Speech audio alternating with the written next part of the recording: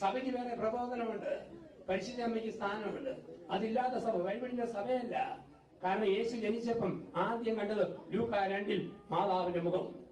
യേശു മരിച്ചപ്പം അവസാനം ലൂക്കാ 23 കണ്ടത് മാതാവിന്റെ മുഖം. അപ്പോസ്തലപ്രവൃത്തി 1:15 യേശുവിനെ സ്വർഗ്ഗാരോഹണത്തിന് ശേഷം സഭയെ നയിച്ചത് പരിശുദ്ധ അമ്മ. ഒരഡ്രസ് ഇല്ലാത്ത കുറ്റി പറഞ്ഞവന്മാര് മാതാവിനെ പരിഹസിച്ച് സഭയെ പരിഹസിക്കുമ്പോൾ നമ്മൾ റിയാക്ട് ചെയ്യണ്ടേ?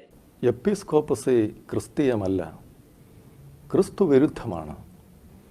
ജീവിച്ചിരിക്കുന്ന ചിലരെ ദൈവത്തെ പോലെയാക്കുന്ന എപ്പിസ്കോപ്പസി പുതിയ നിയമ വിരുദ്ധമാണ്. യേശുവിൻ്റെ വസ്ത്രധാരണ രീതി സാധാരണ ജനങ്ങളുടേതിൽ നിന്ന് വ്യത്യസ്തമായിരുന്നില്ല എന്നതും പൗരോഹിത്യത്തോട് ബന്ധപ്പെട്ടതായിരുന്നില്ല എന്നതും പ്രത്യേകം ഓർക്കണം. യേശുവിനെ തൻ്റെ ശിഷ്യന്മാരിൽ നിന്ന് യേശുവിൻ്റെ ശത്രുക്കൾക്ക് തിരിച്ചറിയാൻ കഴിയാതിരുന്നത് കൊണ്ടാണ് അവർക്ക് യേശുവിനെ പിടിച്ചുകെട്ടാൻ യൂദാസിൻ്റെ സഹായം ആവശ്യമായി വന്നത്. അതിനാൽ യേശുവിൻ്റെ വസ്ത്രധാരണ രീതി സാധാരണ ജനങ്ങൾ ധരിക്കുന്ന വസ്ത്രങ്ങൾ ധരിക്കുക എന്നതാണ്. യേശുവിൻ്റെ ശിഷ്യരെ ലോകം തിരിച്ചറിയേണ്ടത് യൂണിഫോമിൽ നിന്നല്ലെന്നും പരസ്പര സ്നേഹത്തിൽ നിന്നാണെന്നുമാണ് യേശു പഠിപ്പിച്ചത്. വൃക്ഷത്തെ അതിൻ്റെ ഫലത്തിൽ നിന്ന് തിരിച്ചറിയണം, അല്ലാതെ ഡ്രസ് കോഡിൽ നിന്നല്ല. സഭ പണിയപ്പെട്ടിരിക്കുന്നത് പത്രോസിൻ്റെ മേലോ പത്രോസിൻ്റെ പിൻഗാമികളുടെ മേലോ അല്ല എന്ന് പത്രോസ് തന്നെ വ്യക്തമാക്കുന്നുണ്ട്. 1 പത്രോസ് 2-4-5 വാക്യങ്ങളിൽ പറയുന്നത്, മനുഷ്യർ തള്ളിയതെങ്കിലും ദൈവസന്നിധിയിൽ ശ്രേഷ്ഠവും മാന്യവുമായ ജീവനുള്ള കല്ലായ അവൻ്റെ അടുക്കൽ വന്നിട്ട് നിങ്ങളും ജീവനുള്ള കല്ലുകൾ എന്ന പോലെ ആത്മീക ഗ്രഹമായി യേശുക്രിസ്തു മുഖാന്തരം ദൈവത്തിന് പ്രസാദമുള്ള ആത്മീക യാഗം കഴിപ്പാൻ തക്ക വിശുദ്ധ പുരോഹിതവർഗമാകേണ്ടതിന് പണിയപ്പെടുന്നു എന്നാണ്. ബൈബിളിൽ കാണുന്ന മെത്രാൻ പദവിയും ഇന്നത്തെ സമൂഹത്തിൽ കാണുന്ന മെത്രാൻ പദവിയും വ്യത്യസ്തമാണെന്ന് മാത്രമല്ല പരസ്പര വിരുദ്ധവുമാണ്. ബൈബിളിലെ മെത്രാൻ പദവി ദാസ്യത്തിൻ്റെതാണ്. ഇന്നത്തെ മെത്രാൻ പദവി രാജകീയമാണ്. രാജകീയ പദവിയിലിരിക്കുന്ന മെത്രാന്മാർ തങ്ങൾ ദാസരാണെന്ന് അവകാശപ്പെട്ട് ജനങ്ങളെ കബളിപ്പിക്കാറുണ്ട്. സഭയുടെ അധികാരങ്ങളെല്ലാം എപ്പിസ്കോപ്പോസ് അല്ലെങ്കിൽ ബിഷപ്പിൽ കേന്ദ്രീകരിച്ചിരിക്കുന്ന സമ്പ്രദായമാണ് എപ്പിസ്കോപ്പസി. ഈ സംവിധാനത്തിൽ അധികാരത്തിന് വേണ്ടിയുള്ള അവകാശവാദം വളരെ വ്യക്തവും പ്രകടവുമാണ്. എപ്പിസ്കോപ്പസി എന്നത് ഒരുതരം ഭരണതന്ത്രമാണ്. അതിന് അതിൻ്റേതായ ആകർഷണങ്ങളുമുണ്ട്. എപ്പിസ്കോപ്പസിയുടെ ഏറ്റവും വളർച്ച പ്രാപിച്ച രൂപമാണ് റോമൻ കത്തോലിക്ക പേപ്പസി. പേപ്പസി റോമൻ കത്തോലിക്ക സഭയിലെ പാപ്പാധിപത്യ സംവിധാനമാണ്. ഇത്തരം സംവിധാനം തികച്ചും വചനവിരുദ്ധമാണ്. ബിഷപ്പുമാരെ അനുസരിക്കുന്നവർ യേശുവിനെ അനുസരിക്കുന്നു, ബിഷപ്പുമാരെ നിന്ദിക്കുന്നവർ യേശുവിനെ അയച്ചവനെയും നിന്ദിക്കുന്നു എന്ന് റോമൻ കത്തോലിക്ക മതം catechism of Catholic church number 862 പഠിപ്പിക്കുന്നു. എപ്പിസ്കോപ്പസി ദൈവത്തിൻ്റെയും മനുഷ്യരുടെയും ദാസരായവരെ, ജനത്തിൻ്റെ കാൽ കഴുകേണ്ടവരെ റവറന്റ് എന്ന ഭയങ്കരനാക്കി മാറ്റുന്നു. റവറന്റ് എന്ന വാക്കിന് ഭയങ്കരൻ എന്നാണ് അർത്ഥം. ഭയങ്കരൻ എന്ന വിശേഷണം ദൈവത്തിന് മാത്രമുള്ളതാണെന്ന് അംഗീകരിക്കാൻ മനസ്സില്ലാത്ത ഇത്തരം ഭയങ്കരന്മാരായ നേതാക്കളെ സാധാരണക്കാർ ഭയപ്പെട്ടു തുടങ്ങുന്നു. അധികാരികൾക്ക് നേരെ ഇത്രയേറെ വെല്ലുവിളി കുറഞ്ഞ മറ്റൊരു ഭരണ സംവിധാനവും ലോകത്തിലില്ല. കാരണം ഇതിൽ മനുഷ്യരെ ഭരിക്കാൻ അവരുടെ ദൈവഭയം എന്ന ഘടകത്തെ ചൂഷണം ചെയ്യുകയാണ് ചെയ്യുന്നത്. അതിനാൽ എപ്പിസ്കോപ്പസിയിൽ നേതാക്കൾക്ക് അധികാരത്തിൻ്റെയും അംഗീകാരത്തിൻ്റെയും സുഖം കൂടും. സാധാരണ വിശ്വാസികളാണ് അതിൻ്റെ ദുരന്തം കൂടുതലായി അനുഭവിക്കുന്നത്. എപ്പിസ്കോപ്പസി പ്രകാരമുള്ള മതചട്ടക്കൂടിൻ്റെ അടിസ്ഥാന ലക്ഷ്യം സൗകര്യപ്രദമായ അധികാര വിനിയോഗവും ആരാണ് വലിയവൻ എന്ന ചിന്തയും ഒന്നാമനാകാനുള്ള ആഗ്രഹവുമാണ്. ഞാൻ നിന്നേക്കാൾ ഉയർന്നവനാണെന്നും നീ എൻ്റെ താഴെയാണെന്നുമുള്ള ചിന്താഗതിയാണ് എപ്പിസ്കോപ്പൽ ചിന്താഗതിയുടെ കാതൽ. വലിയവരെ മാത്രം ബഹുമാനിക്കുക എന്ന ലോകത്തിൻ്റെ പ്രവണത ഇതിൽ വളരെ പ്രബലമാണ്. എപ്പിസ്കോപ്പസിയിൽ കാണുന്നത് കപട പുരോഹിതരും കൃത്രിമ വേഷങ്ങളുമാണ്. എപ്പിസ്കോപ്പസിയിൽ ക്രിസ്ത്യാനിത്വത്തിൻ്റെ അടയാളമായി കാണുന്നത് സ്നേഹത്തെയല്ല, വസ്ത്രധാരണ രീതിയെയും കുരിശിനെയും ഒക്കെയാണ്. ആത്മീയവും വിദ്യാഭ്യാസപരവുമായ പദവികളെ സൂചിപ്പിക്കാൻ പ്രത്യേക അങ്കികൾ ധരിക്കുന്ന പതിവ് പൊതുവെ കാണാവുന്നതാണ്.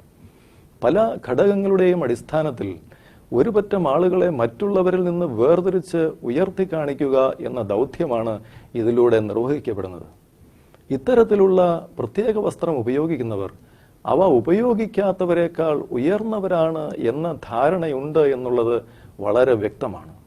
ഈ ചിന്താഗതി ഈ വസ്ത്രം ഉപയോഗിക്കുന്നവരിൽ അഹങ്കാരവും അതില്ലാത്തവരിൽ അപകർഷതാബോധവും ഉണ്ടാക്കുന്നു എന്നത് ഒരു യാഥാർത്ഥ്യമാണ്. ഈ അപകർഷതാബോധം വളർന്ന് അടിമത്തമായി തീരും. അങ്ങനെ ഇത്തരം വസ്ത്രധാരണ രീതികളെല്ലാം ജനങ്ങളെ അടിമപ്പെടുത്താൻ സാത്താൻ ഉപയോഗിക്കുന്ന ചില ആധുനിക തന്ത്രങ്ങൾ മാത്രമാണ്. എപ്പിസ്കോപ്പസിയുടെ അടിസ്ഥാനം അപ്പസ്തോലിക പിന്തുടർച്ചാവകാശം എന്ന വചനവിരുദ്ധമായ തത്വമാണ്. എല്ലാവിധ അധികാരങ്ങളും ദൈവത്തിനാണെന്നും ദൈവത്തിൻ്റെ അധികാരമെല്ലാം കൈവയ്പ് വഴി മെത്രാന് ലഭിക്കുന്നുവെന്നും അതിനാൽ മെത്രാന്റെ കീഴിലുള്ളവരുടെ മേൽ ആത്മീയവും ഭൗതികവുമായ അധികാരം മെത്രാനുണ്ട് എന്നും എപ്പിസ്കോപ്പസിയിൽ വിശ്വസിക്കുന്നു. എപ്പിസ്കോപ്പസിക്കാരുടെ അധികാരം യേശുവിലല്ല, മറിച്ച് അപ്പോസ്തോലിക പിന്തുടർച്ച എന്ന സിദ്ധാന്തത്തിലാണ് അടിസ്ഥാനപ്പെട്ടിരിക്കുന്നത്. അതിനാൽ എപ്പിസ്കോപ്പസി സമ്പ്രദായം സ്വീകരിക്കുന്നവർ തെറ്റായ അടിസ്ഥാനത്തിലേക്ക് വഴുതി വീഴുന്നു. അപ്പോസ്തോലികം എന്ന് അവകാശപ്പെടുന്ന ഏതെങ്കിലും ഒരു സഭയുടെ ബിഷപ്പിൽ നിന്ന് കൈവയ്പ് ലഭിച്ചാൽ തങ്ങളുടെ സഭ അപ്പസ്തോലികമാകും എന്ന് അവർ ചിന്തിക്കുന്നു. യഥാർത്ഥ അപ്പസ്തോലിക പിന്തുടർച്ച എന്ന് പറയുന്നത് ക്രിസ്തുവിൻ്റെ സ്വഭാവത്തിൽ ജീവിച്ച് ക്രിസ്തുവിൻ്റെ കൽപ്പന പ്രകാരം ശുശ്രൂഷ ചെയ്യുന്നതാണ്. പുതിയ നിയമ ഗ്രന്ഥങ്ങളുടെ ഉള്ളടക്കത്തിന് അനുസൃതമായി വിശ്വസിക്കുകയും ജീവിക്കുകയും ചെയ്യുന്ന വിശ്വാസികളുടെ കൂട്ടം അപ്പസ്തോലിക സഭയാണ്. ഇടമുറിയാതെയുള്ള കൈവയ്പ് പാരമ്പര്യം അതിനാവശ്യമില്ല. അംഗീകാരം ദൈവത്തിൽ നിന്ന് ഇന്നും എന്നും നേരിട്ട് മാത്രം ലഭിക്കുന്നതാണ്. യേശു തൻ്റെ ശിഷ്യർക്ക് പൗരോഹിത്യം കൊടുത്തിട്ടില്ല. അവർ പുരോഹിതരെന്ന് ഒരിക്കലും അറിയപ്പെട്ടിട്ടുമില്ല. അതുപോലെ തന്നെ ശിഷ്യന്മാർ മറ്റുള്ളവർക്കും പൗരോഹിത്യം കൊടുത്തിട്ടില്ല. പുതിയ നിയമ ശുശ്രൂഷകൾ കുടുംബങ്ങളിലൂടെയോ സഭാപ്രസ്ഥാനങ്ങളിലൂടെയോ തലമുറയായുള്ള കൈമാറ്റത്തിലൂടെ ലഭിക്കുന്ന ഒന്നല്ല. ഇതെല്ലാം മനുഷ്യനിർമ്മിതമായ പാരമ്പര്യ സൃഷ്ടികളാണ്. അപ്പോസ്തോലികത്വം ഓരോ വ്യക്തിക്കും ദൈവത്തിൽ നിന്ന് നേരിട്ട് ലഭിക്കുന്നതാണ്. യഥാർത്ഥ അപ്പോസ്തോലികത്വം നേരിട്ട് യേശുവിൽ നിന്ന് ലഭിക്കുന്നതാണ്. ഇതിന് ഉത്തമ ഉദാഹരണം പൗലോസാണ്. മറ്റ് അപ്പോസ്തലന്മാരുടെ അംഗീകാരത്തിൻ്റെ അടിസ്ഥാനത്തിലല്ല പൗലോസിൻ്റെ അപ്പോസ്തോലികത്വം ന്യായീകരിക്കപ്പെടുന്നത് എന്ന് ഗലാത്യർ 1-ാം അധ്യായത്തിൽ കാണുന്നു. പൗലോസിൻ്റെ അപ്പോസ്തോലികത്വം പിന്തുടർച്ചയായി ലഭിച്ചതല്ല, മറിച്ച് യേശുവിൽ നിന്ന് നേരിട്ട് ലഭിച്ചതാണ്. അപ്പോസ്തോലിക അധികാരം കൈമാറ്റം ചെയ്യുന്നത് ഓർഡിനേഷൻ കർമ്മത്തിലൂടെയാണ് എന്നും അപ്പോസ്തലന്മാർക്കുണ്ടായിരുന്ന എല്ലാ അധികാരങ്ങളും തങ്ങൾക്കും ഉണ്ട് എന്നും എപ്പിസ്കോപ്പസിക്കാർ വാദിക്കുന്നു. എന്നാൽ അപ്പോസ്തലന്മാർക്കുണ്ടായിരുന്ന ദൈവിക വരങ്ങൾ തങ്ങൾക്കുമുണ്ട് എന്ന് ഇവർ ഒരിക്കലും അവകാശപ്പെടാറില്ല. അധികാരത്തെപ്പറ്റി മാത്രമാണ് അവകാശവാദം എന്നതിൽ നിന്ന് ഈ സംവിധാനം സത്യവിരുദ്ധമാണ് എന്ന് വ്യക്തമാകുന്നു. ഇതിൽ സാധാരണ വിശ്വാസികൾ ഭരിക്കപ്പെടുന്ന വെറും പ്രജകൾ മാത്രമാണ്. ഇവിടെ ഭരിക്കുന്നവർ തിരുമേനികളും ഭരിക്കപ്പെടുന്നവർ ഐമേനികളുമാണ്. ഇത്തരം ക്ലർജി ലെയ്റ്റി വിഭജനം പുതിയ നിയമത്തിൽ ഇല്ല എന്ന സത്യത്തെ മറച്ചുവെച്ചാണ് ഈ എപ്പിസ്കോപ്പൽ സംവിധാനത്തെ തൽപരകക്ഷികൾ നിലനിർത്തിപ്പോരുന്നത്. എപ്പിസ്കോപ്പസിയിൽ അപ്പസ്തോലിക പിന്തുടർച്ചയും പൗരോഹിത്യവും കൈവയ്പ് വഴി കൈമാറ്റം ചെയ്യപ്പെടുന്നു. കൈവയ്പ് ദൈവശാസ്ത്രം എപ്പിസ്കോപ്പസിയിൽ വളരെ ആഴമായി വേരോടിയിരിക്കുന്നു. ഈ ലോകത്തിൽ അംഗീകാരം ലഭിച്ച ഒരു മെത്രാന് മാത്രമേ കൈവയ്പ് വഴി മറ്റൊരു മെത്രാനെ വാഴിക്കാനാവൂ. ഒരു മെത്രാന്റെ കൈവയ്പ് വഴി പുതിയ മെത്രാൻ അപ്പസ്തോലന്മാരുടെ പിൻഗാമിയാണ് എന്ന് അവകാശവാദം ഉന്നയിച്ചു തുടങ്ങുകയും ലോകത്തിൻ്റെ അംഗീകാരം പ്രതീക്ഷിക്കുകയും ചെയ്യുന്നു. ലോകത്തിൻ്റെയും മറ്റ് സഭകളുടെയും അംഗീകാരത്തിനായുള്ള ഈ ആഗ്രഹം തന്നെ ഇന്നത്തെ എപ്പിസ്കോപ്പസി ദൈവികമല്ല എന്നതിന് തെളിവാണ്. സാത്താൻ ഇത്തരം വികലമായ എപ്പിസ്കോപ്പസി ദൈവശാസ്ത്രം പ്രചരിപ്പിച്ച് ജനങ്ങളുടെ ആത്മീയതകളെ അന്ധമാക്കി ആത്മീയ അട്ടിമറി നടത്തുന്നു. പട്ടത്വ സഭകൾ വിശ്വസിക്കുന്നത് പോലെ കൈവയ്ക്കുന്ന ആളിൽ കൂടെ അധ്യക്ഷത കൈവയ്ക്കപ്പെടുന്ന ആളിലേക്ക് വ്യാപരിക്കുകയല്ല, പിന്നെയോ ദൈവം ഒരാളെ അധ്യക്ഷനായി എഴുന്നേൽപ്പിക്കുമ്പോൾ ആ ആളിനെ പ്രസ്തുത ശുശ്രൂഷയ്ക്കായി വേർതിരിക്കുകയാണ് ചെയ്യുന്നത്.